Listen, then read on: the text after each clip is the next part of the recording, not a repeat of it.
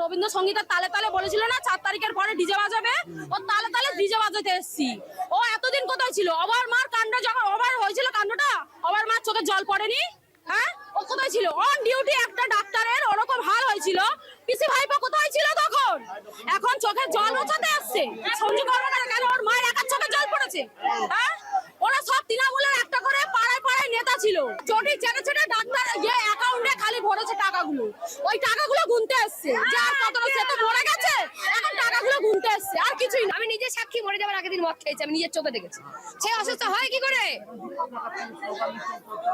অবশ্যই ছেড়ে দিন অভিষেককে। এই সঞ্জুর কাছে যত টাকা আসছে সঞ্জু ওদের রাস্তা হতে দেয়নি, সব টাকা আত্মসাৎ করে এই বাড়ি তৈরি করেছে। ছেড়ে দিকে এই রাস্তার নোংরা জল খাইয়ে বোঝাবো আমরা এত বছর কি কষ্ট করেছি এখানে। ছেড়ে দিকে অভিষেককে আমাদের হাতে তুলে দিই, নোংরা জল খাওয়ানোর পর ছাড়বো ওকে, আমরা তুলে দিই। আমরা মানুষ কোন করবো না, কিন্তু নোংরা জলে ফেলবো তবে ছাড়বো ওকে আজকে। এই সঞ্জু মরে গেছে, কোনো ক্ষোভ নেই আমাদের, কেন এতদিন অনেক চালিয়েছে আমাদের।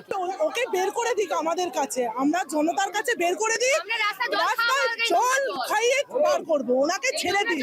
আমরা এত বছর ধরে একটা রাস্তা হয় না, কিছু না, সব থেকে বড় কথা অভয়ের মা বিচার পেল না, এখানে একটা মাতালের বিচার করতে এসছে। ও তো মদখোর, মাতাল, গাঁজাখোর। আমি পাশের বাড়িতে থাকি, রাত বিরেতে মদ খেত, মরে গেছে, তার আগের দিনও মদ খেয়েছে।